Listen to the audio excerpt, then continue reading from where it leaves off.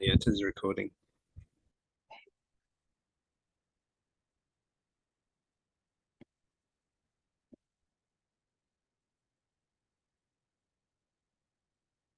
All right, everybody. So welcome to our global gathering for 2023. I'm Tamsin. I'm the CEO of Medic to Medic. Some of you will know me already. And for those of you that are new to Medic, thank you for choosing to spend your Saturday and your weekend learning more about us and our organisation. It's great to have you with us. And we always enjoy these opportunities to have this event because it helps us connect directly with our community and our partners and our beneficiaries. So thank you again for joining us. I'll just be doing a few housekeeping things to start with. Now, one of them is a bit of a disclaimer. This is just the second time that we've run an online event, so we're still sort of getting used to all the technical aspects. So just bear with us if things go slightly astray. And also just to keep in mind for our international viewers that sometimes network drops in Malawi. So if one of our speakers sort of ducks out for a little bit, we hope that they'll pop back online shortly after, but there may be some breaks in between, but we'll try and get back to you as quickly as we can should that happen. So you may have heard as well that we're recording the session. So we expect this to last for about 2 hours, which we know is obviously quite a long time. So if you need to duck away at any point, we will be uploading this event to our YouTube channel. So feel free to sort of come and go as you please, and then catch up with us after the event as well. What we'll be doing, we've got some great speakers today. So there's 5 of us all together, and there's sort of me doing the introduction. So you'll hear from 6 people. But what we'll aim to do is have some questions and answers after each speaker.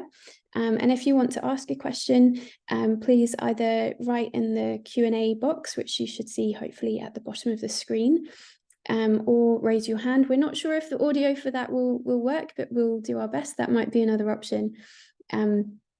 And then we'll get on with our next speaker. So depending on how many questions we get, we'll probably allow for 2 or 3 between each speaker.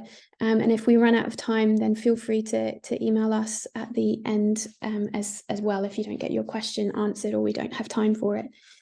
Now, what I'll do as well, I'll put our contact details and our website on the chat box so that you've got that information to hand. So yeah, so that's basically all of our housekeeping issues.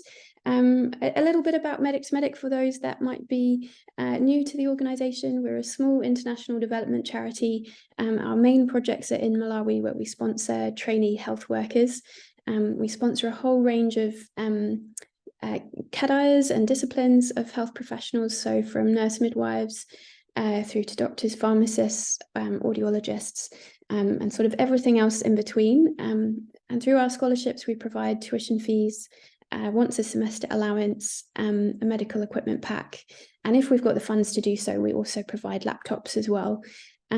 We've been present in Malawi for the last 15 to 16 years, since 2007.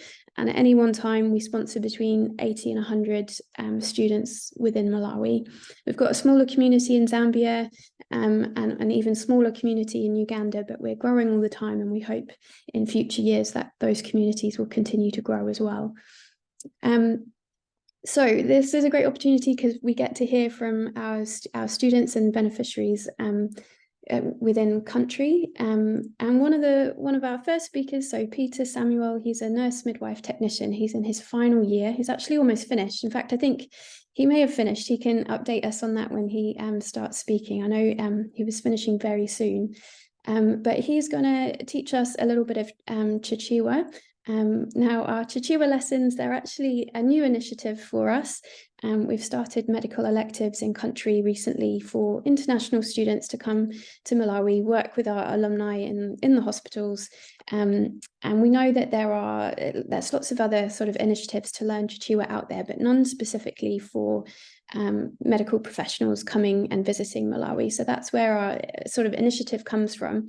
And if you want to get involved and do that, what that would involve is emailing us. We sign you up and match you to one of our students who acts as a Chichewa tutor, and then you have online sessions. We ask for a donation of £5 per lesson, and it's up to you how many you do. And what we do is we split that fee between ourselves for our general fundraising, and then the remaining half goes to the student tutor in Malawi. So over to Peter.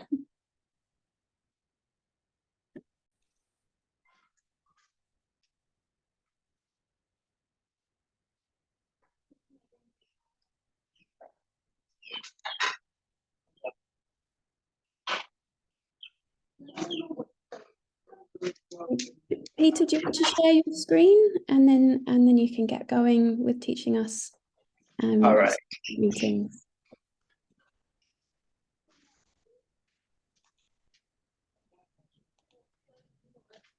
hello everyone. I'm Peter Samuel, a final student at Nkhoma College of Nursing. I would like to share with you Chichewa language speaking basics, so please listen carefully.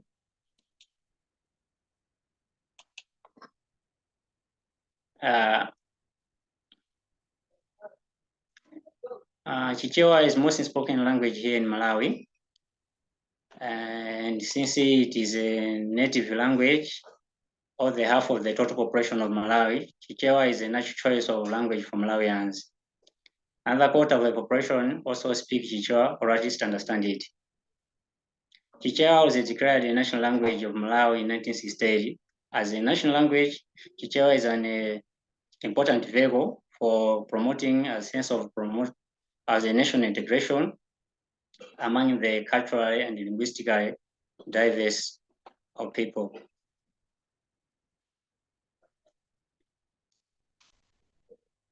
Although English is the official language which is used in government, many business activities, and the medium of instruction in schools, Chichewa is a language Malawian use, especially in inter-ethnic contexts and as well as hospitals. Malawi has 28 districts, and these districts were divided into 4 regions, but many are 3. In Northern region,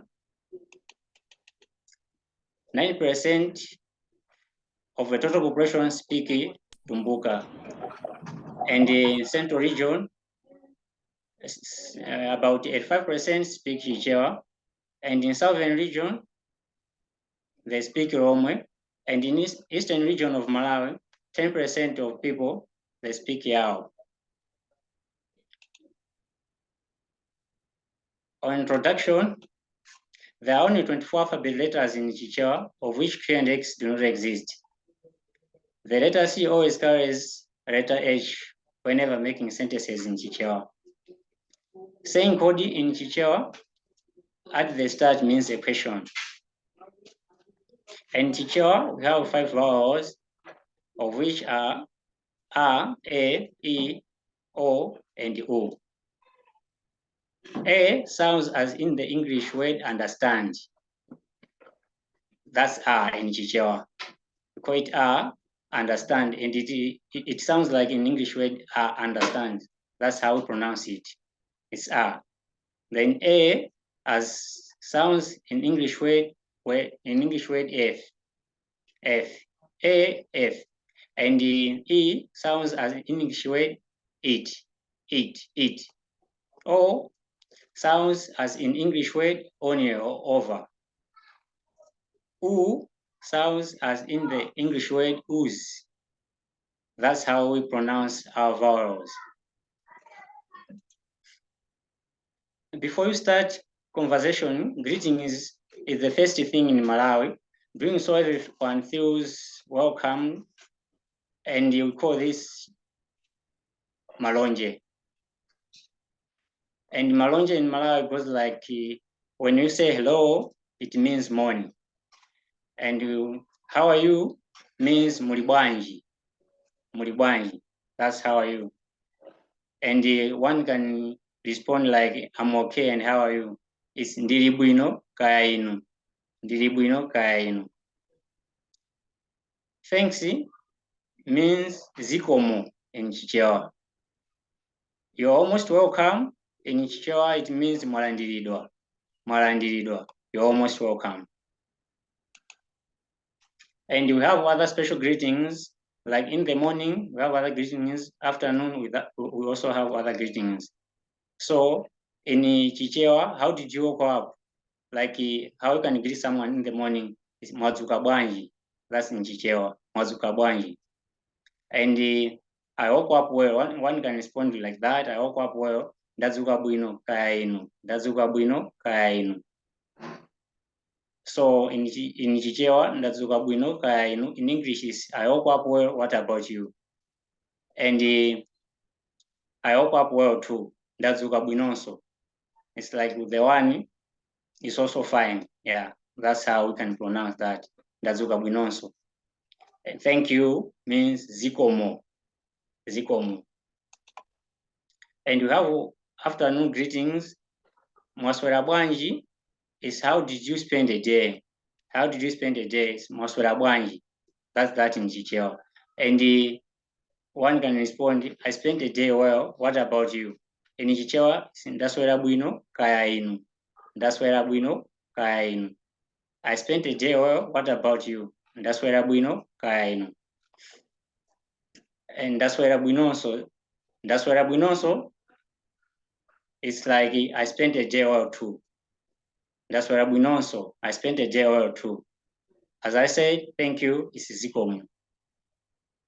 And also we have basic conversation.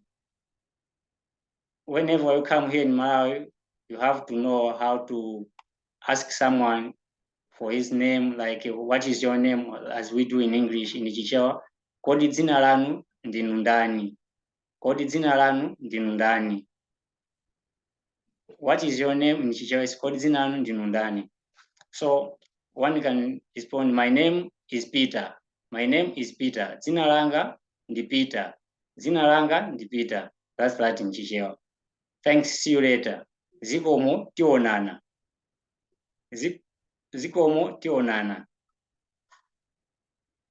That's how we can speak Chichewa, and these are only just basics. As Dr. Msi said, this is a new initiative. We need support here in Malawi. So if you need to know more about Chichewa, you can always contact Dr. Msi so that you can be connected to one of the students here who are taking this part. Thank you.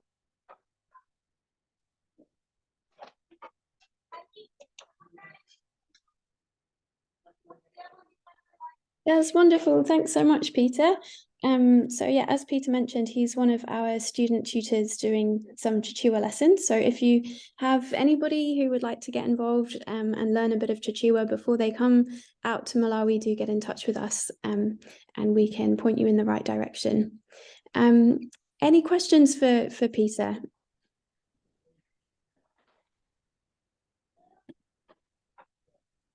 That's okay. If there's any that come through, just remember to pop them in the Q&A section at the bottom of Zoom. So our next speaker, I'll just ask Innocent to put his camera and unmute himself. So Innocent Kwakwala, he is currently a palliative care nurse training at Kamuzu University of Health Sciences on Blantyre campus. So Innocent was born in Malanje in the southern region of Malawi, and that's where he also did his nurse midwife technician study at Malanje Mission College.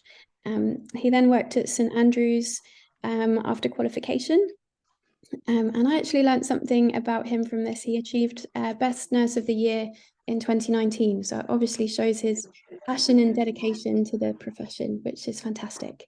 So Innocent is going to be sharing with us a bit more about his educational journey and his background, and he'll also be sharing a bit more about the importance of palliative care within Malawi as well. So over to you, Innocent, when you're ready. All right. Hello, everyone. My name is Innocent Samuel Kwakwala. I am a palliative care student at Kamuzu University of Health Sciences. I am going to share with you my academic experience, where I'll explain about my personal life, academic journey, and my life with medic to medic. I was born in Mulanje, Chipembere village, T.A. Mabuka, and I'm the first born in the family of 3 children. So I did my primary and secondary school education in the same Mulanje district. It was really hard for me at that particular time as a student to be working hard, just like any other student, to put much effort on studies because there was no enough motivation. So I should say I was a bit lucky. Why am I saying so? Throughout my primary and secondary school education, I was actively participating in quiz and debate clubs. And this gave me an opportunity because when I was in secondary school, my friends had to select me to be part of what was called at that particular time, Children's Parliament, where children in the villages were gathered together, discussing some of the issues that were affecting us, and we were engaging chiefs, teachers, and other people in order to help us. And that opened my mind to see how education is important. And they expected me to be somehow exemplary, to be doing well in my studies, to be passing, to have good grades. And that was the time where I explored myself, where career path of what I want to do in my life.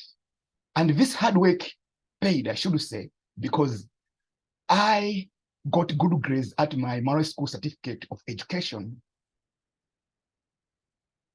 And I applied for nursing to study diploma in nursing and midwifery technician. That was at Nkhoma College of Nursing. And that was an interesting journey as well, because nursing is a whole lot of package where there are a lot of things that that is done. And actually, I enjoyed my time when I was going into clinical allocations. Every time I went to clinical allocations, I could learn something new because I was applying the concepts I was learning in class. One funny thing that I realized that the passion in me to study nursing was there. Every time I leave the patients, maybe on Friday, during the weekends, I could still follow up with my friends to say, how is that patient doing? And I could even volunteer myself in the weekends, going in the wards, chat with the patients. I could feel good to be applying the concepts I was learning in class. And after finishing, I got a chance to work with St. Andrew's Anglican Hospital in Kasungu. And this was another whole lot of experience where everything I learned at my diploma level was supposed to be put into practice in terms of ethics and everything. Within that period, I was still exploring on my career path because I had a goal ever since I was young, even during that period when I was a speaker. So I found it interesting to say caring of patients with life-threatening and life-limiting illnesses was something that I was proud of to be taking part.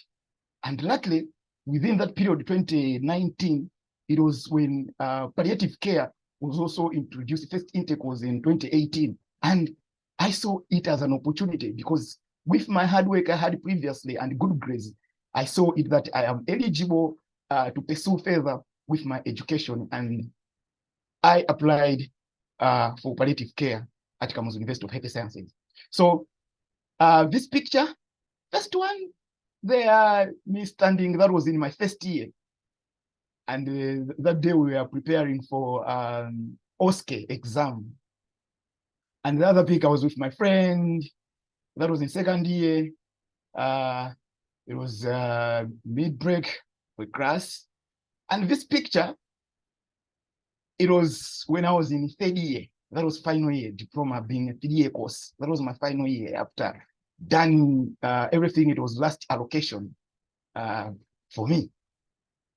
Now, this picture, historical in nature, that's me, and the other one is my sister, and the other one is my brother. They came to celebrate with me on my graduation. It was one of the memorable moments because some of the struggles and everything that I went through previously, it was like the fruits we are now seeing. I talked about working with St. Andrew's Anglican Hospital after finishing my diploma. So this was me receiving an award, Best Nurse of the Year. That was in 2019, 2020. And I really take this recognition as a motivation to me, because something that was in me for so many years, I was able to see it being reflected out there and other people recognizing my efforts to say, Innocent Kwakwala, you are doing your best. Please continue to do good work of caring the patients and everything that you do in terms of punctuality and other ethical measures in terms of your job description and everything. I should say right here, I was happiest man, because from my background and everything, I realized that the future is bright, and no matter how you struggle, someday you narrate your story in a different but a positive way. Now, being a palliative care student, I've explained why I decided to join palliative care, and getting into the corridors of Kamuzu University of Health Sciences was something that was an achievement, and it is still an achievement. I can call it that way, because I realized that I have potential and capability to contribute something to the society, the country in general, and even the world. So I was selected in 2021, but I failed to go because of school fees, and I started last year. Now this is my 2nd year. A good story now, being part of palliative care group, my friends elected me to be a class representative. So this was another, I can say, a challenge a bit, because you're dealing with my fellow students, a lot of issues, and still more, I have to be working hard being a class representative. I need to bring good results and should be somehow exemplary, I should say so. So I've learned a lot. I can really say it is passion and ideas that have been in me from my background and everything that has made it possible to be here. So now, interesting part about palliative care in Malawi. Current population, according to 2021 census, was 19.89 million people. So now, according to World Health Organization, that was in 2014, they say 1% of each total population may need palliative care.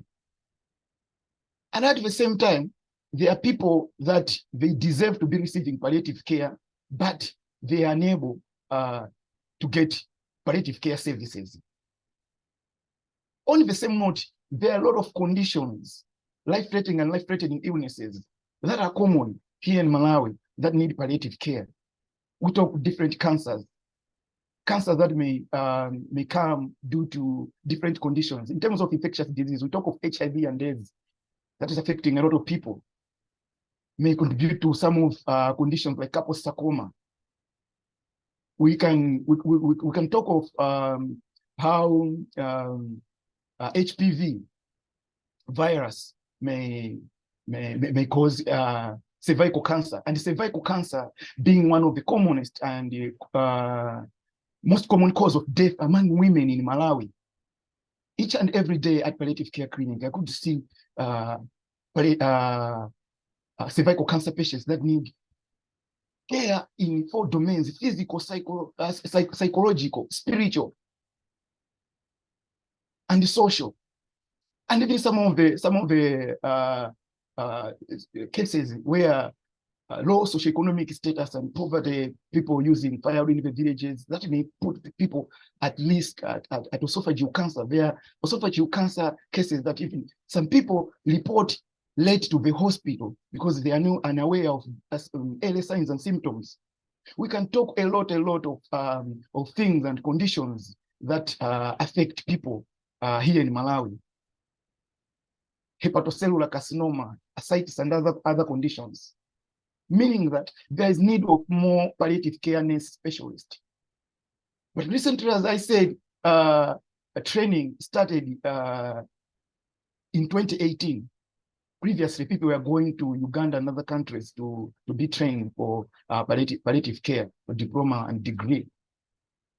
Interestingly, and very important to note is that qualification for one to pursue palliative care currently is one has to come from the background of nursing or clinical medicine. So, despite that, those are the criteria, but there are challenges as a mature interest students we face. One of them, we can talk of high tuition fees. Tuition fees are high, such that even those who are working and are unable to save and pay for themselves. And talk of the school demands and responsibilities. Taking care of our relatives, parents, and friends as well. Because once you have attained a certain qualification, people expect a lot that, oh, okay, you should do these things. And a lot of people, each and every year, like in our case, being a class lab, I've witnessed a friend being reserving a place, and others withdraw from their studies because of tuition fees. And in my class, we are only 11 students. It doesn't mean that people don't want to join this course, no, but there are a lot of challenges that are preventing them. At the same time, as you can see, there's a demand of more palliative care nurse specialists. So we can talk of a lot of challenges, including survival at clinical area practice, because everything has to be done by yourself, being a mature interest student on self-sponsorship. Now, that was me in the corridors of palliative care, close to the oncology department at Queen Elizabeth Central Hospital. I was doing my attachments, applying whatever I was learning in class. Now I have to explain more about my life with Medic to Medic. Medic to Medic has really helped me in terms of tuition fee, give me equipment, working equipment, and other things. And at the same time, I've gained some skills and knowledge because I've been involving myself in motivation talks to secondary school students, more especially those in community secondary school. I find my story very interesting for students to relate, to see that it is doable to put much efforts, regardless of where one is coming from. So they really like my story, and I motivate them. I share with them some studying techniques and other things, so that we should work together in revolutionizing this country. We should work together in being agents of change in this country. I had also a chance to reach out to people that were affected by Cyclone Freddy, including students, learning psychosocial issues as a mode in palliative care. Had to understand that people may have lots of problems, and there are different ways you can manage them. And I was able to apply those concepts. Not only that, and also giving hope and motivating students that were affected by Cyclone Freddy. Now, this was me at Chimwangunda Community Day Secondary School, where I was talking to the students.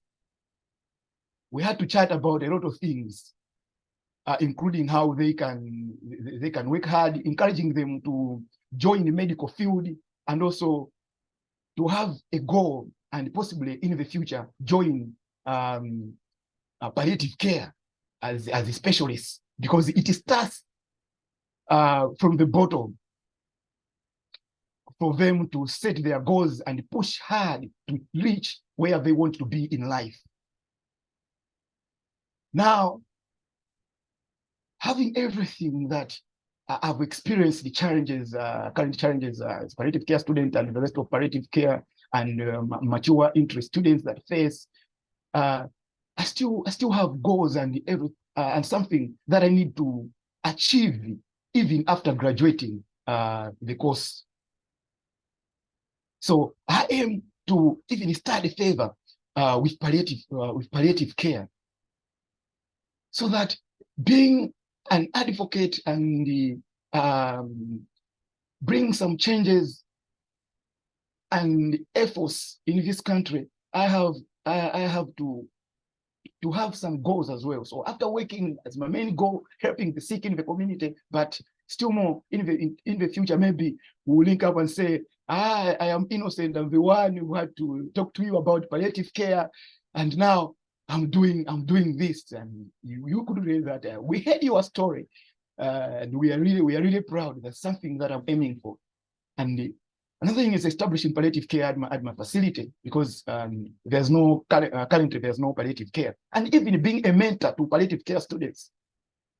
There are a lot of things that I'm experiencing right now as palliative care student, and I would be glad to share my story with palliative care students and some of the challenges for them not to pass through some of the things that I've went through, and continue with motivation talks to students in rural areas. Because as I said, that it's really hard in the villages, more especially in the day secondary school that I went to. There are a lot of challenges, and I'll be doing motivation talks even after I graduate from the college, and even motivating other nurses to study palliative care, since there are few specialists. Despite that, I've said there are some challenges, but still more, I feel it need to motivate other nurses to join this program, and to continue supporting medic to medic in various activities. I am part of the medic to medic community and society, and I am here. I'll be there. I want to continue working and contribute to some of the things and the projects that will be taking place, so that together we can reach out to wider community. A lot of people who have potential like me should succeed in their careers and goals, so that together we can do well to develop this country. So in brief, that's how I have been doing in terms of my studies, and I find it in me that with the passion, dedication, and hard work, it is possible to have a vibrant palliative care in Malawi. With my ideas and everyone's ideas, collaborative efforts, we can do something to help mature interest students and even generic students, so that our communities, entire world, may come to realize the potential of some people. I believe the efforts that I put, efforts that my fellow students put, struggles, they are persevering, and resilience that is within us students and other people, it will bear some fruits. And I must say, students, we are fully sure that if the contribution that is given to us, the help, it is really working. And I am the witness, and I am the fruit. I am someone who someday, and now, I'm grateful for everything that has been done to me, and I hopefully produce better results per expectation. Thank you very much. Oh, that's wonderful, Innocent. Thank you so much for sharing with us your story. Does anyone have any questions for Innocent? If you do, just pop them in the Q&A box at the bottom. Just a couple of comments from me. I always find it very interesting, sort of the connection between infectious disease and malignancies and cancers, and sort of the need for palliative care, which I think you touched on there. So that's maybe not something that many people are aware of, with the high burden of infectious disease in Malawi and other countries. Actually, that makes the need for palliative care even more necessary, sort of in these communities. But we can tell you're so passionate, Innocent. I was just also going to say to everyone that I was in the very fortunate position of being a witness to one of your motivational talks earlier this year, and just how all the secondary school students were sort of captivated by your talking. So I think you've obviously got that great passion, and it's very, very clear to see. So that's wonderful. So we've just got another comment there, not a specific question, which is just thank you for a wonderful introduction to palliative care in Malawi. So thank you very much, Innocent. That's fantastic. If any other questions come through, we'll maybe come back to you, but we'll maybe move on to our next speaker. So Prosper, if you're able to unmute yourself and then pop your video on, just while I do your introduction. So Prosper is a medic-to-medic graduate. She graduated in 2022 as a pharmacy assistant from Nkhoma College of Health Sciences. That's in the northern region. She's currently working with the Family Planning Association of Malawi, and she's going to give us her educational journey as a health worker. So thanks so much, Prosper. Prosper doesn't have a presentation, but she'll just be talking to us directly. So over to you, Prosper, when you're ready. Well, thank you very much. Thank you very much, Tamsin, and thank you, team, for being there. My name is Prosper Mtambo. Prosper Mtambo, a pharmacy assistant. I was born in 1994, 20 December, which means I'm 29 now. I'm turning 29 in December. I'm a single mother to a girl, and my girl is 12. Is 12 years now. I'll share you a bit about my story for me to have a baby girl. It was some years back when I was at secondary school. I did my secondary school at Likuni Girls Secondary School, and on my way back from school, it was a boarding school. Likuni Girls is a boarding school. So when we crossed for that term, I decided to go home because of lack of transportations and the like.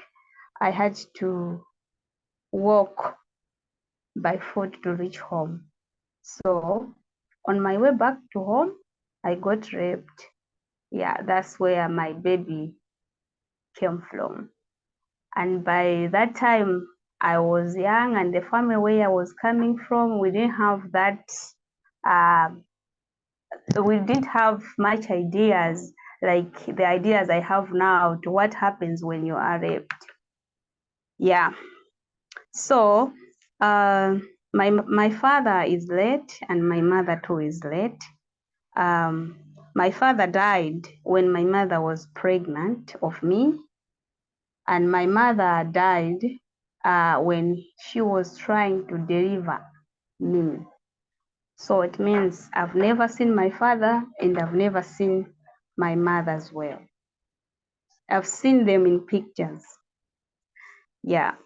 So I grew up with my grandparents, my grandparents who took over and gave me all the parental care needs, and I grew up in their hands. So I did my primary school was with them, and then they passed on, and then I also had to go. A certain pastor, Lomawa Church, took over the responsibility to take care of me. Yeah, I stayed with them for some quite years, and because I didn't do well in 2010. I wrote my MSCE in 2010. My secondary school, 2010, final class in secondary school. In 2010, I didn't do good because I was pregnant. I had to do some break and yeah, go back to school again. So I insisted to do the secondary school again in 2011 in 2012 to write my MSCE exams again in 2012.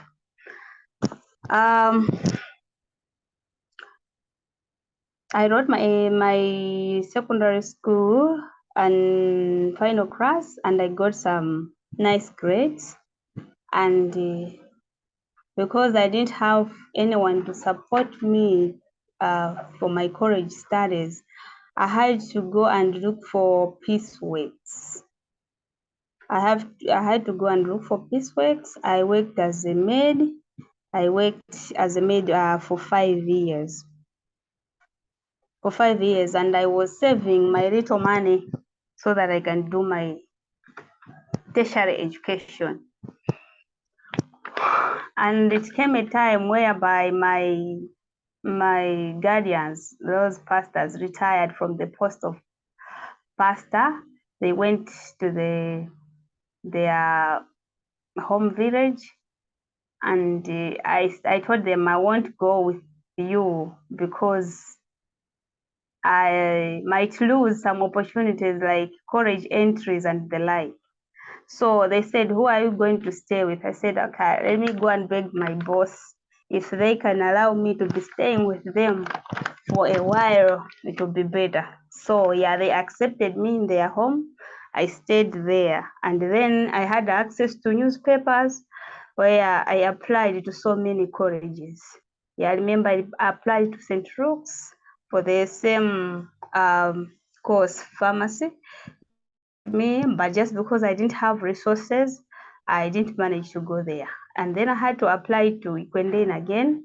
They picked me. Then I went there with my little savings.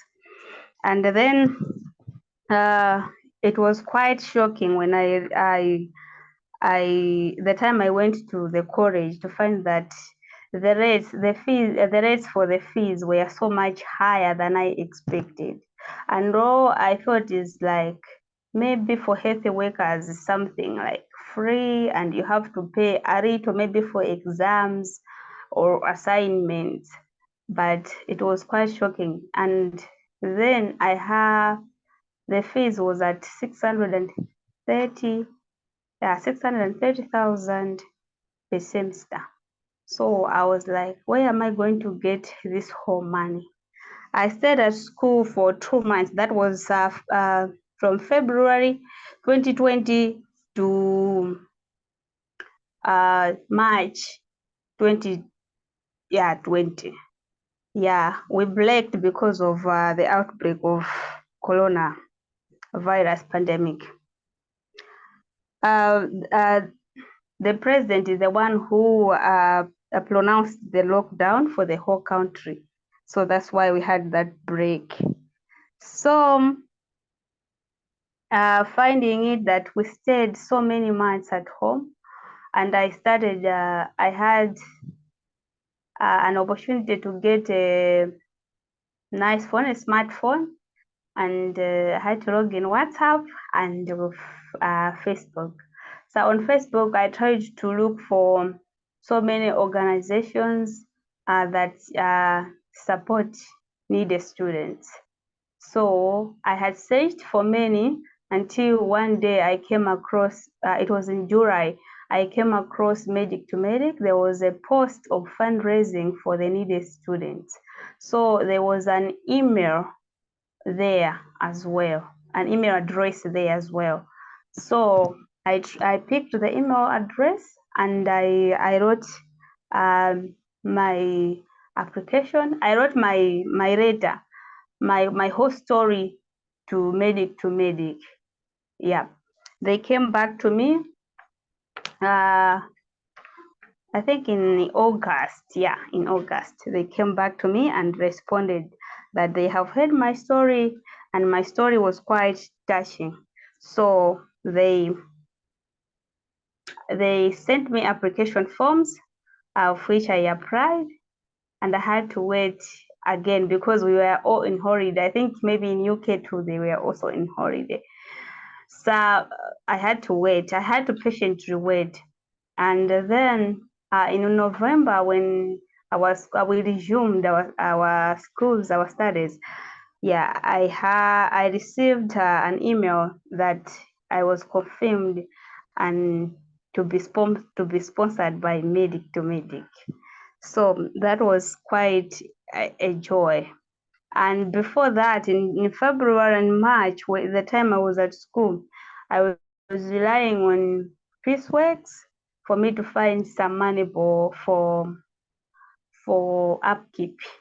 Yeah, sometimes I could miss classes, and sometimes I could miss classes because of stress. Yeah, I was really in a kind of depression because when I saw that I had no hope, trying to talk to the lecturers, trying to talk to the principal. So there was no hope for me to continue with the studies. So I had that kind of stress and I had that kind of depression. When I went back for holiday, I tried to keep myself indoors. My phone was always charged, and I was always looking for opportunities. So when Medic to Medic came to me in November, the response I got, it brought so much joy to me and to everyone who is around me, and even to my lectures. Yeah, I shared the message to my lectures too. For some time, for some months, in some few months later, after resuming our classes, Dr. Tamsin came to visit us at Ikwendeni. So we had a quite good time, and I was also interviewed. She asked me some few questions, yeah, about my life. So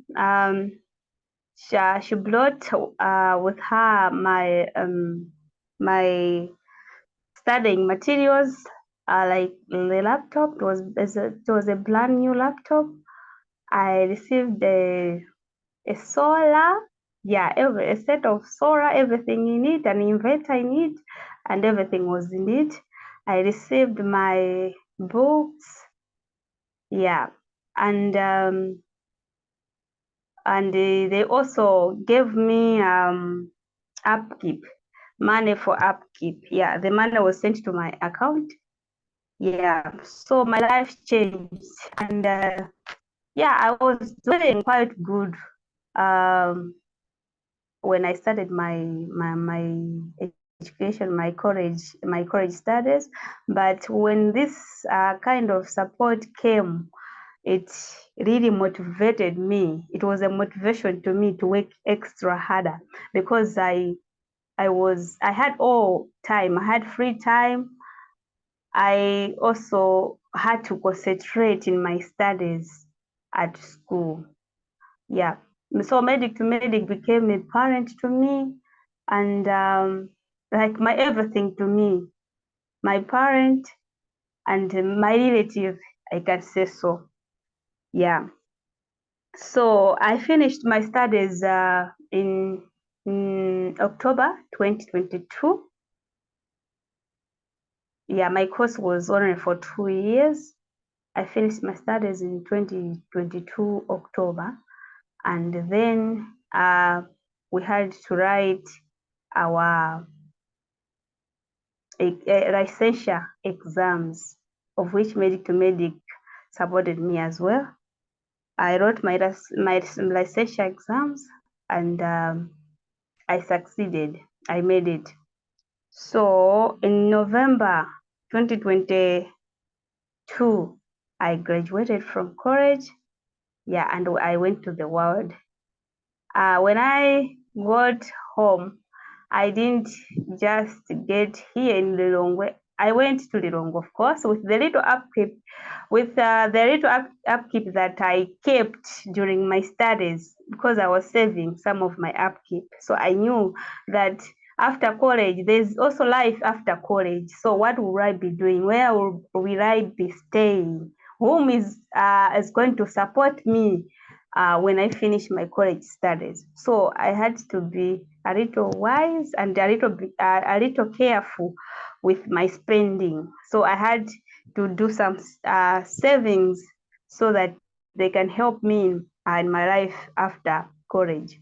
So I used those savings to find a small house for rent, and I started to look for pieceworks.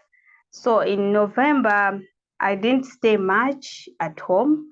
I went to Child Legacy International. We have Child Legacy International organization. They have a hospital, they have a school as well. So I went there to try my luck of work. So they said, no, we have many workers here, so you can just be working on a part-time. So I got that part-time work. I worked there in November, January, and November, December, and January. Yeah, and I had to apply to Family Planning Association of Malawi. I had to apply also at Lilongwe Private Clinic, and I also had to apply at Lilongwe Med Clinic. So they all those institutions, they called me for interviews. I went there and I was successful. So in February, I got communication. Early February, I got communication that I was successful in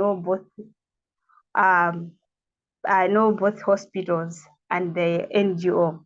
So I had to choose, where should I go? Should I go for NGO or a private clinic? I said, okay, let me try my luck at the NGO, which is Family Planning Association of Malawi. I went there and I started my duties on 7th February 2023. So I've been there up to now. So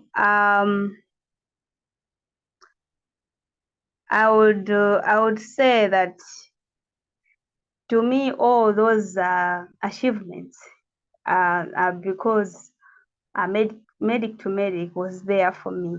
Without you, Medic to Medic, I think my life was a mess.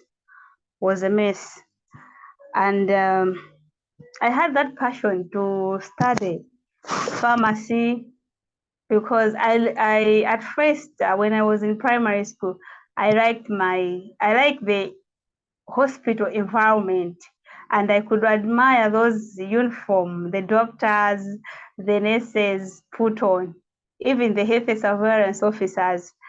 I would admire those uniforms. So that's why it motivated me, and the way they care for people, and the way they cared for my grandparents when they were in the hospital. I really admired and had that passion to say, one day I'll study this. And I chose to study pharmacy because I intend to run a pharmacy business in future, and I would also want to help some needy people in my community. You know, in Malawi, we've been having a problem of medications. Yeah, we've been having that problem in our hospitals, most especially in public hospitals. So I would like to support my community where I come from. If I can open a community pharmacy, some of the people who will be in need of medicine, they want to be buying the medications. I would like to support them with medications and save their lives. I would also like to do that business to support my kid and my future family as well. Yeah, so that's me, and thank you. Thank you so much, Prosper. I think you're very brave in sharing all of your story, and I feel your story is a story of resilience and overcoming so many challenges. And we're so proud of you because you've done so well. And you're a great example of what happens after you graduate as well. You've got all these opportunities. You had multiple job offers, which is fantastic. So so well done. We're super proud of you. Thank you for sharing your story. Now, does anybody have any questions for Prosper? If so, please pop them in the question and answer box. Just while you type your questions, I've just noticed one from Mark Headley, who said, how do you encourage nurses to stay in Malawi and not be tempted to come to countries that pay more? So I think that's a question for us. So I'll answer that one while people type some other questions in for Prosper. So that's a very good question, Mark. We do an alumni survey every year, which asks our graduates where they're currently working and if they're still in Malawi, and lots of other questions associated with that. And our survey from 2023 showed that 91% of medic-to-medic graduates are still in the country in which they trained, so whether that's Malawi or Uganda. We don't yet have any graduates from Zambia, which just shows a really good track record that like the impact of scholarships by supporting the most vulnerable students. Actually, it's a huge investment in the health workforce within Malawi as well. In terms of encouraging nurses to stay in Malawi, like, I think we're quite realistic that actually professionals need to make the most of every opportunity that they get given to them. They have to make decisions that are best for themselves and their families on an individual level. But during our sort of student selection process, we have sort of a student agreement, as it were, and that sort of outlines our expectations of the students after they've finished. So one of those is that we expect them to stay in Malawi or Uganda, wherever they've trained, for the same number of years as they've been supported by medic to medic. So if they've been on scholarship for 5 years, like, we would expect them to stay in Malawi for 5 years. And of our students that are overseas, most of them are, sorry, of our graduates that are based overseas at the moment, most of the reasons are because they are undertaking other training or study overseas, and they expect to be back in Malawi where they've trained. So it's hard to yeah, as I say, we take a realistic approach on an individual level. Students and graduates need to make the most of their opportunities that they're given. But we sort of encourage them during the selection process of taking them for scholarship, that actually, one of the reasons we're supporting you is that we want to help build up the health workforce in country as well. So I think partly it's our selection process which sort of gives us a good track record in that we're quite open with our expectations, as it were. But thank you for the question, Mark. That's great. So we just have a comment for you, Prosper. So Bryony said, thank you so much for sharing your story and experiences. It's great to hear you're doing so well after graduation. So I couldn't agree more with that. So we may get another question for you later on, Prosper, so we might come back to you, but otherwise, thank you so much for sharing your story today. And we'll move on to our next speaker. Okay. So our next speaker is Kennedy Gama. Now, Ken is the Dean of Students at the Malawi College of Health Sciences. We've worked with him very closely over the last few years, and actually I really enjoy our meetings because Ken knows all of his students really well, and I always get such fresh ideas, fresh information from him. So that's one of the reasons we've asked him to speak today. So in terms of Ken's background, He holds a bachelor's degree in biomedical sciences, which he obtained from Kamuzu University in the northern region. And he's also got a Master of Science in Medical Laboratory Science from Kamuzu University of Health Sciences. He enjoys watching football outside of work, which I'm glad to hear. He actually has some time for outside of work, because being a Dean of Students is definitely a full-time job. And so he's going to tell us a bit more specifically about the challenges for students at the Malawi College of Health Sciences based in Lilongwe.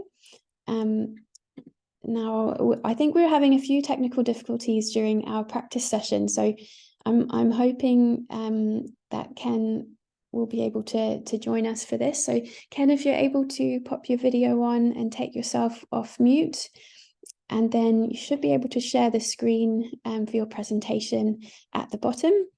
And then when you're ready, we're looking forward to your presentation.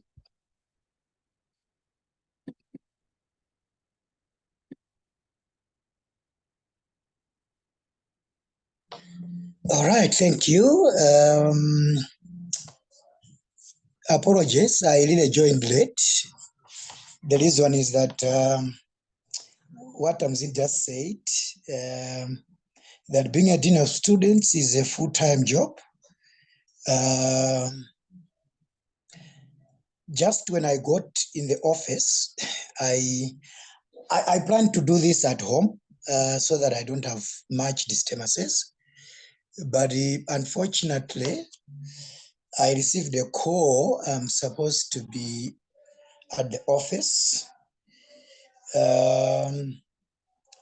Sorry, I'm trying to share what I want to share today. Bear with me. I don't know if you are able to see. I'm using a phone because all my gadgets are at home. Yeah, we can see that, Ken. Yeah, that looks great. Just yeah, you can continue when you're ready. Okay, thank you. So when I got here, I just received a message that one of our students have collapsed. So I had no chance to go back home. We're trying to find out what's the problem, but looks like the main problem is hypoglycemia. So that's part of the things that I'll be sharing. But thank you. As Tamsin said, my name is Ken Gama. I'm a Dean of Students at Malawi College of Health Sciences. Unfortunately, I can't see myself, so I'm just hoping we are all here and following. Being a Dean of Students, leader, as he said, is challenging. There are a few things that I would want to share about the college. Let me start from defining what is Malawi College of Health Sciences. I did some edits, so as I said, my gadgets are at home, so there'll be something that I'll be able to skip on the presentation. But Malawi College of Health Sciences is a parastatal. It's actually a college that was opened in 1986. The core purpose of the college was to train middle-level health workers in various medical fields. So the college trains people that work, or graduates that work, at mostly primary health care facilities, like health centers, health posts, dispensaries, people that work sometimes at a district hospital, but mostly in very, very, very rural areas. So the cadres are like clinical medicine, we train radiographers, pharmacy, optometry, dental. So it's over 10 cadres that are being trained as listed there. So as I said, that the college trains people that work at the primary health care.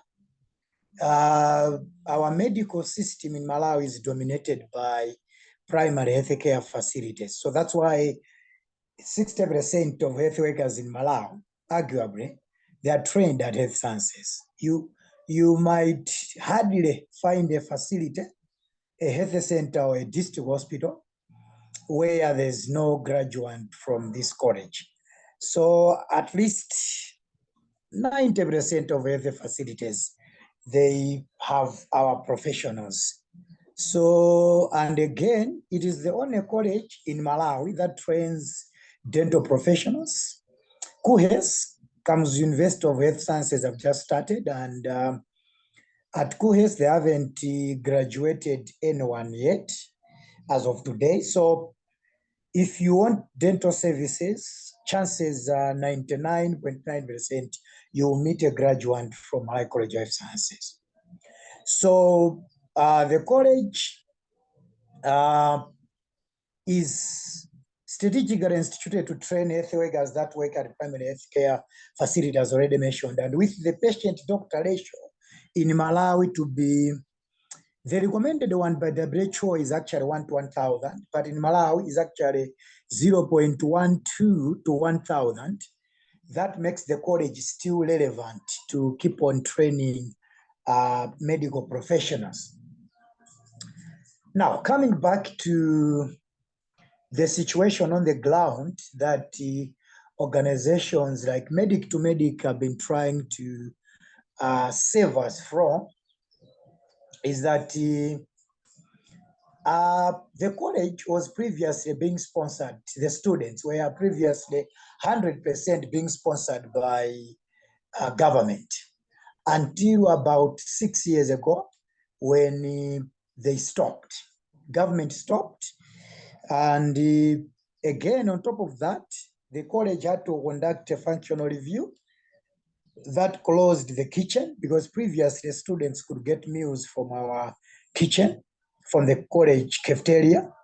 And again, admission at the college was now based on classroom space, not accommodation space. And this has made a lot of students to be walking long, to be day scholars and walking long distances to the campus. And again, the college does not, the government has a facility, it's called Higher Education Students Loans, and our college is not a beneficiary. The reason being that we, according to the definition of higher learning in the Parliamentary Act that developed this law, we are not qualifying to be a higher learning institution, depending on their definition. So because of that, because we offer diplomas and certificates, we haven't yet introduced any degree course, BSc course yet. So because of that, we don't qualify, and our students do not benefit from these loans. Now, because of that, it has created a very serious need situation. So according to our records as a college, we have over 3,500 students in all the three campuses, the Lilongwe, Blantyre, and Zomba campus. And only 1,000, about 1,000 are able to pay tuition fee without struggle. So the rest struggle to pay tuition fee and other payments. Organizations, we have a USAID project, which is ending this year, of course. The USAID project pay up to 80 students, and in all the three colleges, campuses. Medic to Medic also sponsor students. If Tamzin can correct me, but currently I think we have up to 10 students, up to 10 students. That is minus those that have already graduated. And some well wishers do come in, some organizations like Smile Malawi, there's Islamic organizations. So at least 250 or thereabout are on such scholarship. So you can see from a 2,500, only less than 500 are having a scholarship. So the need a crisis is real, because every academic year, over 70 students are withdrawing, either permanently or they would write a letter to reserve a place. Every day, actually, I receive a request to say a student who don't reserve a place because can't afford, and most of the time these students don't come back. and currently 100 students as I speak are almost withdrawing, out the verge of withdrawing, because the academic year just started. The second semester just started. So when we'll be reaching a month, possibly these 100, if they want to be rescued, they might be losing their space. And at least 20 students sleep on empty stomach every day. Some walk up to 80 kilometers every day to school because they cannot afford accommodation and transport fare. So some of the effects of this situation is that mentally, I can tell you that, as I just said, when I arrived here, I was called to come here because a student had collapsed, and the blood sugar is actually 42. So that's definitely hypoglycemia and is being helped at short stay. So that made me to, because the hospital is just close to my office, so that made me to fail to go back home to attend this meeting. So I had to use a phone as mentioned. And that is not new because 4 students attempted suicide actually this year. And one was admitted at St. John's Psychiatric Hospital because of failing to handle the stress of having been withdrawn because can't manage to pay tuition fee. There are reports of prostitution on and off campus. In fact, I was sharing with Tamzin one day to say students could even offer themselves for sex to lecturers because they are desperate to find money for food and accommodation, let alone tuition fee. And sexual harassment, we had a situation where a student could not afford accommodation and was being kept by a friend to a relative, just a friend to a relative, such a long distance connection or relationship. And the father in the family, and this was a female student, would say, if you want to continue staying here and we provide you transport to school, then you have to be sleeping with me. You have to be having sex with me. And I had to personally find a way to keep her on campus and withdraw her from day schooling. So it's quite a lot of cases that are reported. That's just an example. And college statistics show that most students that go through these kinds of stresses, they fail exams and their performances are quite awkward. As a nation, a long-term national implication is that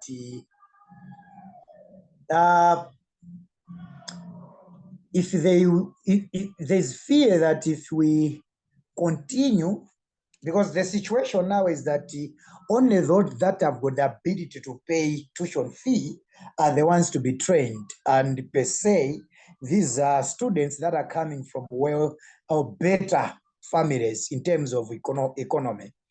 So yet the college is strategically supposed to train students that will be working at very, very rural areas where there's no electricity, there's no pipe water. They will have to be depending on the borehole, sometimes actually on the wells. So, and the students from well-to-do families, in fact, we've seen that happening. They would say, no, we don't want to go there.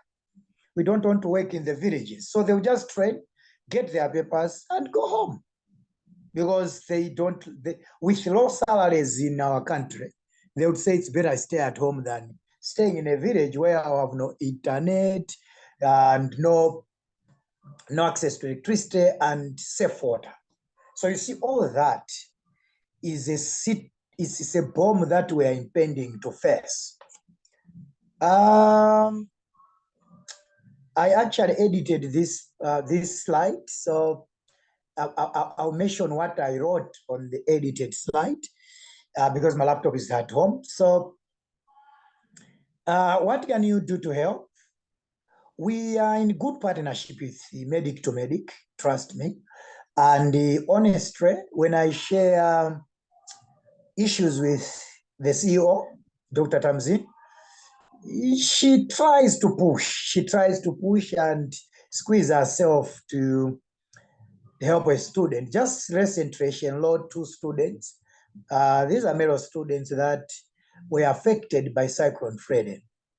We had a very devastating cyclone that saw about 1,000 people died because of that, and over 1 million depressed with that devastating catastrophe.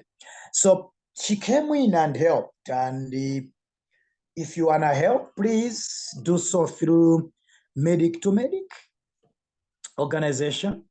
I think that's what much I can say. And the help can be in different ways. You can have a lump sum. You go through Medic to Medic. Medic to Medic is going to work with my office and select students that are failing to clear out their balances. Because, for example, this is a final semester, so those in final year, they just need something to finish the semester. And last but not least, the college tuition fee is 660,000 Malawi kwacha. This one is about 310, 320 pounds, thereabout. 310 pounds, thereabout. Payable in 2 installments, and accommodation is 225, and the food, a student at least with a 70,000 Malawi kwacha can manage to eat. So that's our tuition fee. In fact, I can mention that if we go through our sister colleges that are like us, the charm colleges like Ikwendeni, where the lady that was just presenting before me was sharing, we have better tuition fee than such colleges, but then our students can't to manage to pay. And in conclusion, this is now from my heart. I'm actually a personal wallet that on campus we may have cases of malnutrition, because this incident today is not the only one. Few months ago, a bank called me, a student went there to deposit some fees, and he collapsed on the queue in a bank. So the students are actually living on roasted sweet potatoes as a meal for the whole day. And you can imagine, it means we might have protein, energy, and nutrition on campus. And every week, my office has to go through a counseling session to a student with mental problems, or those that were about to attempt suicide. And the Malawi health workers are still 45% less. And the most victims are health centers where our graduates are normally located. And currently, WHO is actually talking about reaching out to rural areas. So, reaching that far, allow me to stop there for now. Thank you.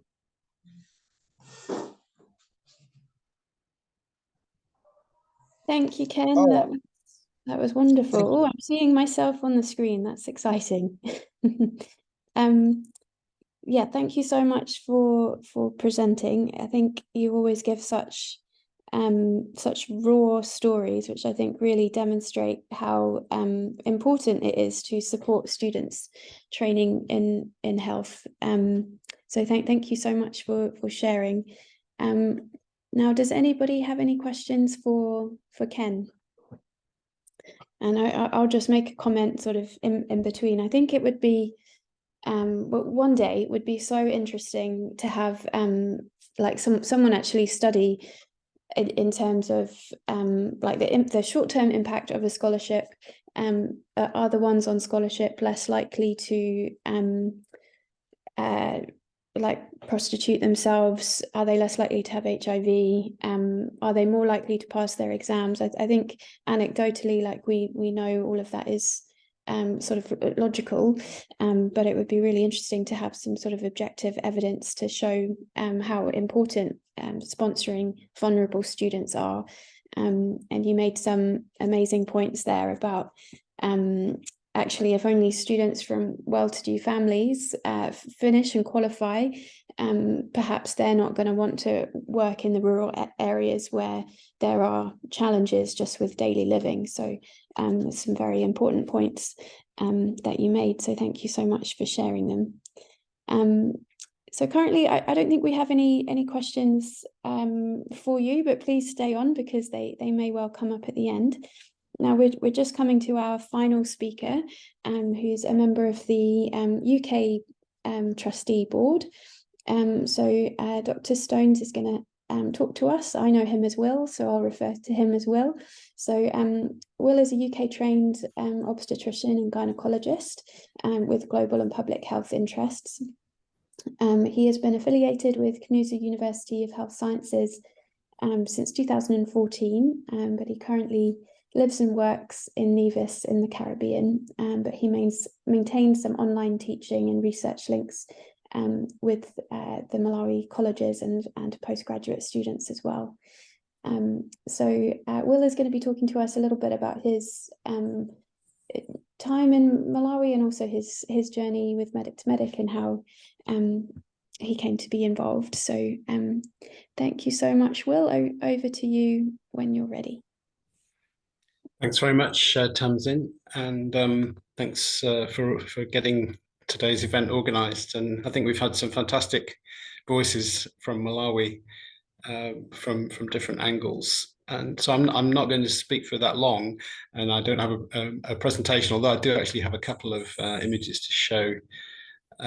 So I'll start off by giving a bit more about my background. As Tamsin said, I trained in the UK as graduated in medicine at University College, and then went on to do obstetrics and gynecology. And I worked in the University of Southampton School of Medicine for about 15 years. And then during that time, I was involved in some DFID funded programs of research in collaboration with social scientists in Southampton. And through that got involved in projects in a number of African countries. So that part of life seemed to get more and more interesting. And then in 2007, I had the opportunity to move to Nairobi, and I was to start a new postgraduate program at the Aga Khan University in Nairobi. And so that was a mixture of, well, I was kind of 50-50 academic, developing the academic program, and the other 50% clinical practice at the Aga Khan University Hospital in Nairobi. So that was my introduction to African living and working. And suffice it to say that Kenya is very different to Malawi, which is not a surprise to those of you who know the region. In terms of population, and the hectic life in Nairobi is a bit different to the more sedate life in Blantyre. But anyway, after a number of years after 7 years in Kenya, I was hired by the University of St Andrews in Scotland, who have long historical links with medical education in Malawi, and they wanted somebody to be the link person between what was then Malawi College of Medicine and the University of St Andrews in Scotland. So it ended up with myself and my wife relocating to Blantyre, and then spending a couple of months each year in Scotland, but more based in Malawi. And so I was with St Andrews for a few years, and then retired from St Andrews and just carried on with the College of Medicine in the run-up to its transition to Kamuzu University of Health Sciences, so as an honorary faculty member. And in that context, I was based in the Centre for Reproductive Health, which is one of the research units of the college, which focuses on things like maternity services, contraception, family planning, sexually transmitted infections, etc. And I was also affiliated with the obstetrics and gynecology department in the college. And so, again, not doing so much clinical work, but I would typically do some of the on-calls and labor ward rounds. And I appreciated the Dean's comments about people living in villages and health facilities with limited resources. But I've also had the experience of being on call for the maternity unit at Queen Elizabeth Central Hospital over Christmas with no water a couple of years, which is not recommended as a clinical environment. But anyway, such are the challenges on the clinical service side that people will be familiar with. So then I was based in Malawi just before the beginning of COVID, and when my wife and I had a plan to relocate to her home place, which is this little Caribbean island of Nevis, which is quite a long way away, but still linked, as Tamsin said, with the college, with Kamuzu University of Health Sciences and Centre for Reproductive Health. Some of the projects I'm still involved with online, and especially master's dissertation projects. And I think probably the person who will probably be my last PhD supervision has just submitted his thesis, so I think I'm probably off the hook on that one, but still involved with the master's projects. And I'll just say a little bit about those master's projects, because I find them very interesting in that typically these are people doing public health, epidemiology. There's now a new a master's in sexual reproductive health and research, which has recently started at Kamuzu College of Health Sciences. And typically the people who enroll on those programs are quite experienced. They've typically been working in either in nursing or as clinical officers or as doctors, or as and involved in health management in some way or other. So they're people who come in with experience. And that's very different to the typical, perhaps British master's student environment, where people are maybe just following on from their undergraduate degree and just moving on straight on to a master's, maybe in their early 20s. So most people in the KUHES program, master's programs, are a bit older and have the benefit of years of experience of the service context. So when it comes, the typical master's program has taught modules, and then it has a dissertation. And it's where the dissertation, typically we encourage people to focus on dissertation topics which are related to their own work experience, and also ones that use existing data. Because one of the things about Malawi is there is a massive amount of population data, health data, from some of the big surveys that have been done, such as the demographic and health surveys. And there's the district health information system and many other sources of data. So one thing about Malawi is there is no shortage of data. And it's an opportunity in the master's programs for candidates to use those data to explore questions which are related often to the kind of service issues that they've come up against, or health issues that they've come up against in their professional lives. So that all makes for a very interesting mix, and it's quite, as I said, a very stimulating and interesting part of my current life. I'm now working in obstetrics and gynecology in my little island, so delivering babies and addressing women's health locally. So, but my academic link carries on in that way, and is still very interesting to me. Yeah, and then over the years, having I think I can't remember when I first met Tamsin in Blantyre, but having had that initial contact and finding out a little bit about the work of Medic to Medic, and I did become also involved in assisting one or two students through some of their financial challenges that the Dean outlined so eloquently. And I think it's one of the quite tricky things it's all very well to be, if you like, making contributions of maybe an academic nature or training or whatever it is. But there is this bottom line issue of money, which colors everything. And actually, I mentioned my earlier experiences in Kenya and then moving to Malawi. I think when we moved to Malawi, I was assuming that, well, it's another sub-Saharan African country, it won't be that different. But actually, we were quite shaken by the different level of economic status in Malawi compared to Kenya. I mean, probably the difference is Kenya has quite a thriving economy and probably more in the way of natural resources, and they have their big export industry of agribusiness, and the cut flour industry, etc., which brings in a lot of foreign exchange. And it's obviously a bigger country with that bigger range of natural resources and a much more prominent middle class. So the kind of people who I think we could regard as the glue of civil society. So people like teachers, nurses, bank workers, they're not wealthy necessarily, but they can have a decent living. And I mean, a nurse on a nursing salary, again, she may not be wealthy, but she can maintain her family.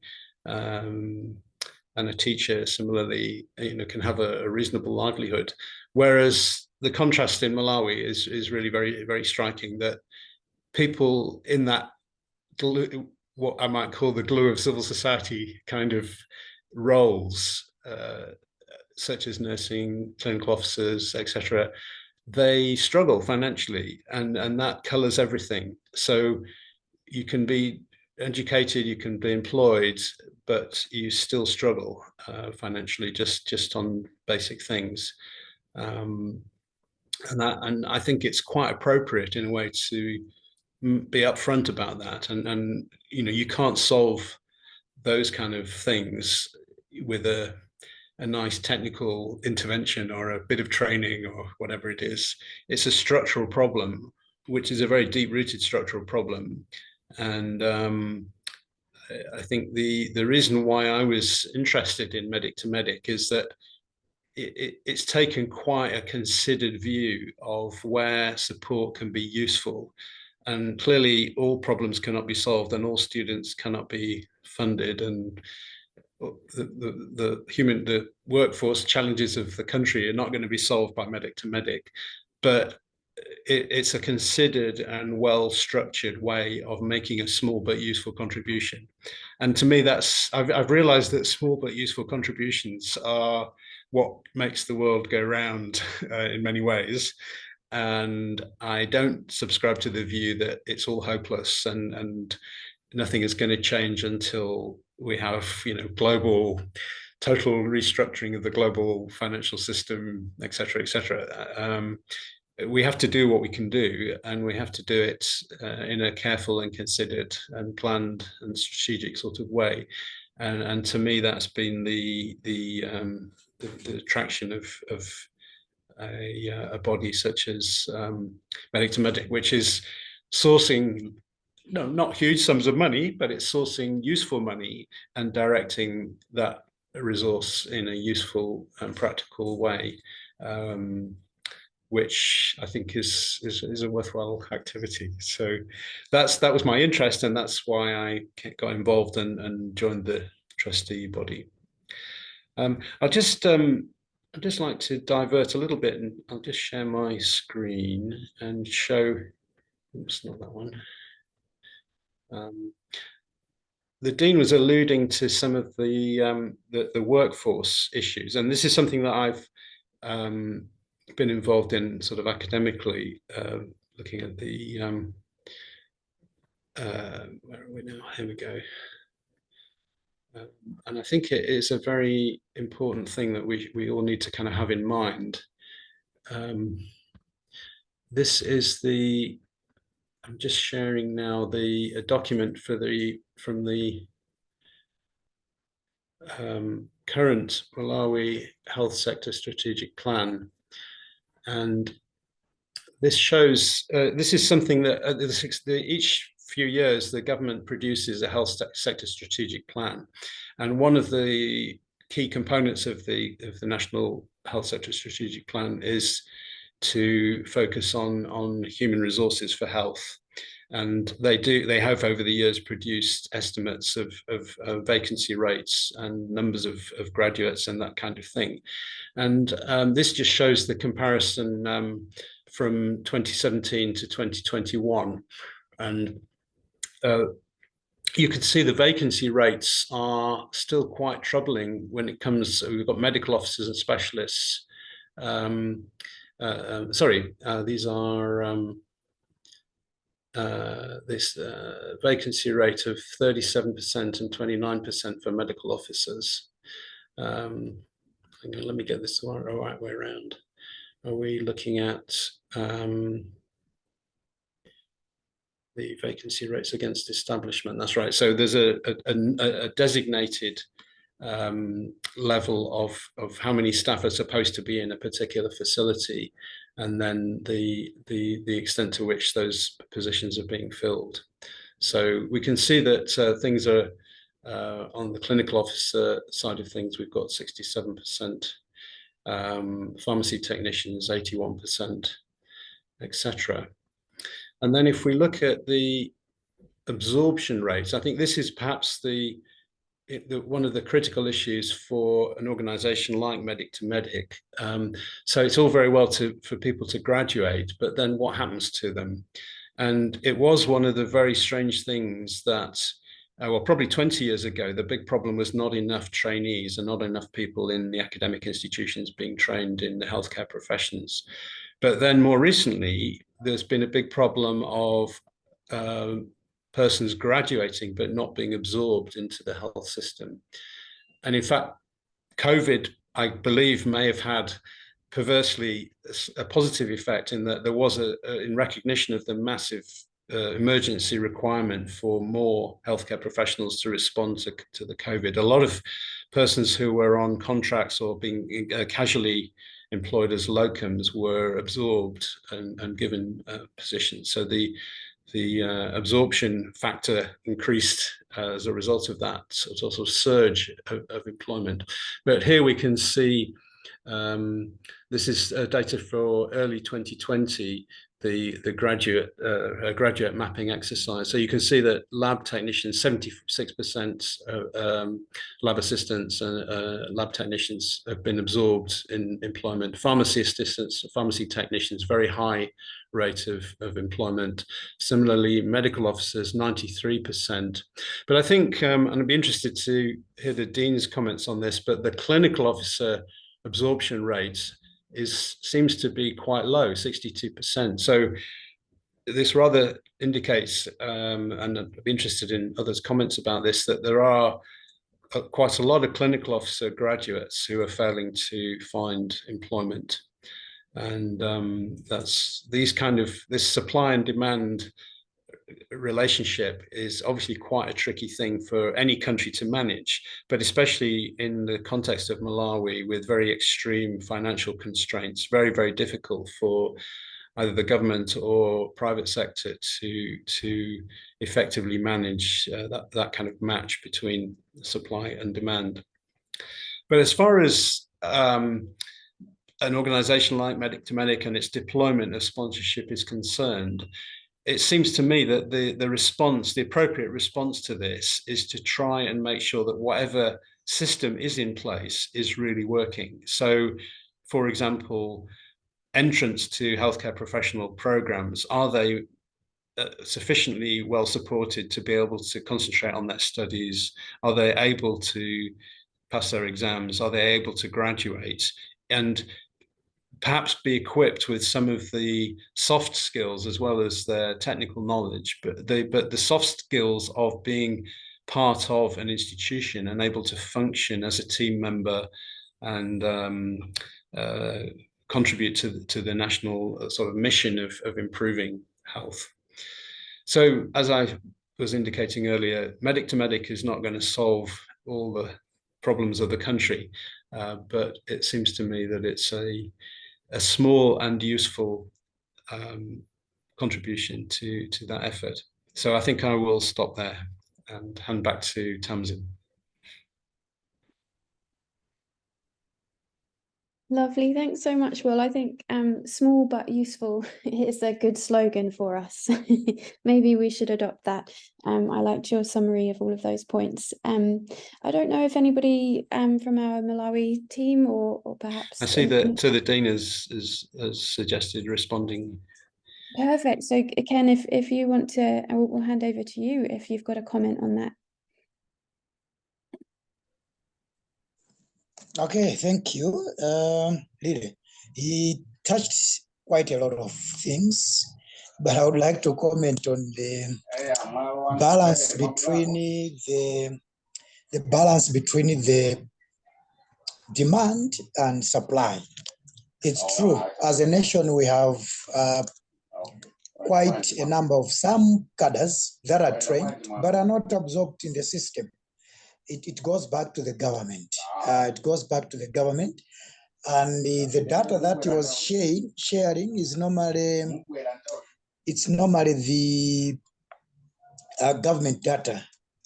But currently, I think we have quite a number of private facilities that are trying to absorb those into the system. So it's more of a comment that really, it's a challenge. We have got a lot of cadres that are there, that are trained, but not yet absorbed. For example, the clinic officers, because the main employer in Malawi is government. The main employer is government. But then we're hoping for more and more private sector institutions to bring in more and more, to employ more and more professionals that have graduated. Thank you. Yeah, do you think, Ken, part of the problem with absorbing the clinical officers is the lack of salary at an internship level? I know that some of our clinical officer graduates, they either start their internship as a volunteer and basically just work for free or for a very small stipend. And some of them do that because they want to get their full medical council registration. But if you're waiting to be taken up by the government institutions for your internship, like it takes a very long time to get your salary. I was wondering if do you think that could be influencing things? Exactly. That's the problem. In fact, even the internship program that government introduced, the internship program. Okay, there are two types of internships. There's an internship that you do to get the registration with medical council, and there's an internship that you do after you've registered. You are put on just a maintenance upkeep, not necessarily a salary, a maintenance upkeep, maybe less than $20. It's quite a little, less than $20, something that you just rely on. But that was introduced at least to lessen the burden of a vacant in the medical facilities, and also to make sure that not more and more medical professionals are just staying. But even that, government is still failing to sustain. It goes back to our economy. Our wage bill, the government wage bill is full, and as you know, our economy is controlled by a lot of factors, and that has contributed to, yes, government having a willingness to employ more, but they can't manage to pay them. Yet we have space, because I can challenge you. The reason we are still training people is because even if everyone that was trained can be employed, the health facilities the vacant wants to be filled. So there's also that balance that we we need to look at that there's too vacant, even if everyone is employed, but there's to be a space for more. But not everyone can be employed because of financial problems. Thank you. Yeah. Thanks, Ken. It's really interesting to have your comments on that. And thanks, Will, as well, for your talk, your presentation. I learned a few things from you, so that was fantastic. Has anybody got any questions they'd like to ask? We've come to the end of all of our speakers now, so if you have a question for anybody, not just Will, but if you have any questions for any of our speakers, feel free to type in the Q&A box.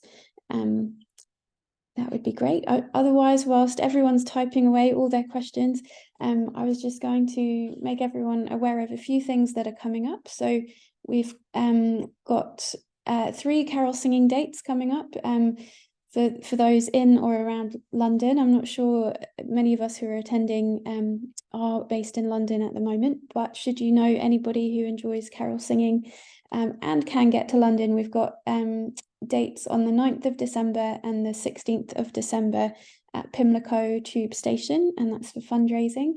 So if you know anyone who wants to volunteer, then ask them to get in touch with us. I just realized I haven't been able to type in our contact details in the chat box, but our email address is on our website. So if you go to medictomedic.org.uk, you can get in contact with us. And sorry, our 3rd carol singing date is actually midweek. It's in the evening. It's on the 13th of December, and that one's in Trafalgar Square. So even if you're maybe just out and about, come along and see us. It would be great to see you. And along that same note, we've got a few Christmas gifts and curios that we've got for sale. So we've got things like placemats, recycled glasses. We've got some bags, some Malawi tea, and some Dedza pottery that we're selling on for fundraising. So if any of those are of interest, then please again get in touch with us. And finally, like we're launching our Big Give campaign with the Christmas challenge on Tuesday. We go live, and we've got a target of £7,500 that we want to raise, and we can double that to £15,000. So this is quite an ambitious target for us. So we're definitely in need of a little bit of support for that. So even if it's just sharing it on social media when you see the post come up, then please do so, because we'll definitely need some help and support. But basically, if you donate to Medic via our Big Give online phase from Tuesday, then you double your donation. So if anyone is interested in giving a donation, then hold off till Tuesday. We'll be promoting that link on social media, so just keep an eye on us. We've got a Facebook page, we've got LinkedIn, we're on Twitter, and then we've got Instagram as well. So there's plenty of ways to keep in touch. Doesn't look like any other questions have popped through, but this will be your last opportunity. I'll keep rambling for another minute or so, but just to say a big thanks to all of our panel speakers. I'm really grateful to you for spending your weekend and sort of being voluntold to take part by me. I very much appreciate it, and I think all of our listeners and attendees have learned something about Malawi and learned something about Medic to Medic through you. So we're just very grateful for you sharing your stories and your experiences. And for those of you that have also given up your Saturday either in the middle of the day or in the mid-afternoon in Malawi, we're also very grateful to you for joining us. And this recording will be going up on our YouTube channel later, so also feel free to share it with anyone who you think may be interested, friends or family or neighbours. But otherwise, just thank you very much for coming along. Doesn't look like there's any other questions, so we'll leave it there for this year. We've stuck to a good time of just under 2 hours, which is great. So hopefully we'll see you all next year, where we'll be doing our 3rd global gathering online next year. So thanks for coming. Thanks, Tamsin. Bye, everybody. Bye. Thank you. Thank you for the opportunity. Thank you. Thanks, Tim. Thank you. Thank you and bye. Bye, Prosper.